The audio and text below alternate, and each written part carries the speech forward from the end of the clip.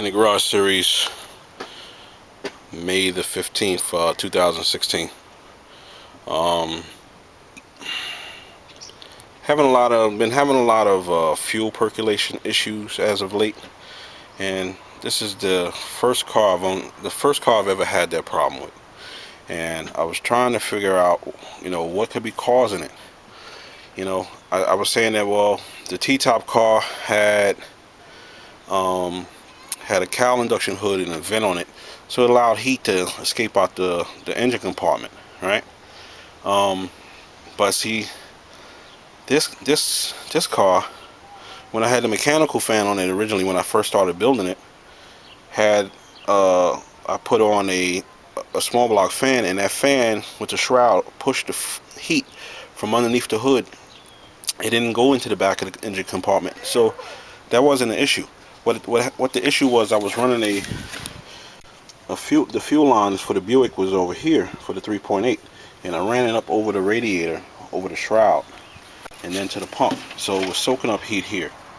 So then I moved it to underneath the radiator, and I put some insulation around it. Still the same thing.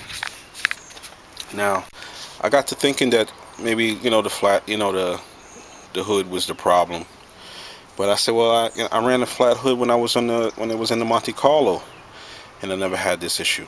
All right, so what I did was I made a new gas line, and I ran that gas line from the passenger side of the car up through here, where it was a tremendous amount of heat. I didn't realize how much heat it was until I had put a piece of insulation foam here to block some of the heat on the fuel line, and that and the heat from the header 3 inches away burnt a crease, an indentation in the damn thing. So I said, well, dang, I'm putting out a lot of heat over here. So I made it worse. I went from over there just having a vapor lock issue to moving it over here, and then I had a boil over issue where it was boiling over and I was flooding. Having the floats a little bit too high didn't help either. So what I did was I wanted to run the line a little bit better. So what I did was I was trying to figure out if I can get a line through the stock hole that the GM uses, and sure enough, you can. If you look from the back of the frame, which I'm about to show you now,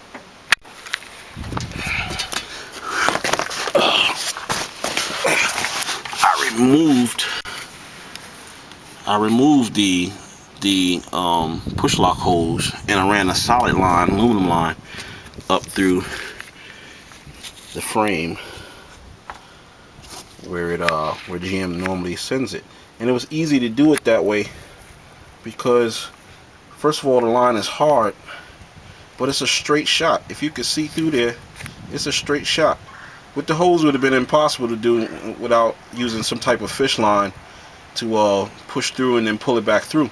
But with the hard line, I was able to just pilot it in, and it went straight through the frame all the way up to the front of the car. And then I put some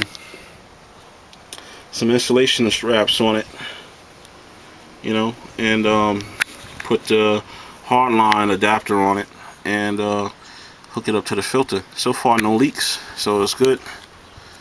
No leaks at all. Nice and tight, nice and secure. And running through there should insulate me from the header heat that I've been dealing with. Because I damn sure don't think it's a carburetor, because I put the heat shield that I got under the carburetor, and was getting the same issue. So the only difference from past cars was the placement of the fuel line. Placement of the fuel line made a big difference. From running it over there and running it near the radiator, caused vapor lock, and then running it over here too close to the header in this area where it's a tremendous amount of heat, it was causing boil over. The fans, I went to electric fans, and they're not making things any better, because what they're doing is, instead of pushing heat out the bottom of the car like the mechanical fan was, it's pushing heat into the back of the engine compartment, so it's making the carburetor hot. I think the drop base air cleaner is causing a little pocket of heat also. So I think I'm gonna go to a flat base air cleaner, try to alleviate some of that heat under there also. All right, but I'm gonna go test it out. I'm gonna go drive around and test it out and see how she do. So far, no leaks, and I used that heat shield insulator. I put it around here, and because this stuff works really well, and put it around this line, and to insulate it some more. I might even add some to this line here, put some, because I got a piece here. So I might add that to this line here and insulate it even more. But I'm gonna try it now. I noticed the gauge was at 6.5 psi. It just dropped down, so I don't know why. See what happens. Maybe fuel just drained back. I don't know.